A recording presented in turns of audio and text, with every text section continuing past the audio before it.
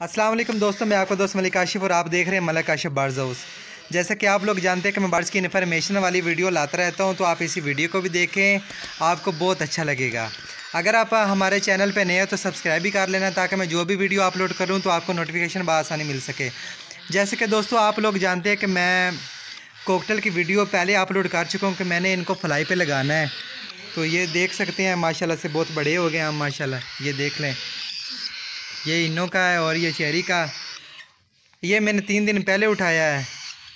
इसको ना figure plucking का मसला था, तो मैंने उठा लिया। माशाल्लाह से इसके पार ठीक आ रहे हैं। और आपके लिए एक बहुत ही स्पेशल सी एक चीज़ है, ये देख सकते हैं माशाल्लाह से मैंने एक राह का चिक्स लिया है। ठीक है, तो कमेंट में ज़रूर बताना कि आपको कैसा लगा। ये देख सकते हैं माशाल्लाह आज मैं लेकर आया हूँ साहिवाल से। ठीक है, और ये जो मुझे चिक्स मिला है राह का, ये मुझे 12,000 का मिला है।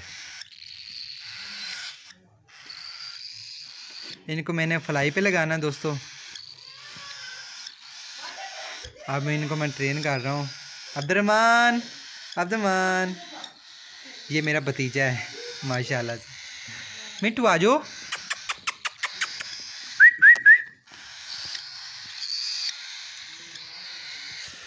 ओके दोस्तों, अगर वीडियो अच्छी लगे तो लाइक कमेंट कर देना और अपने दोस्तों के साथ शेयर भी कर देना।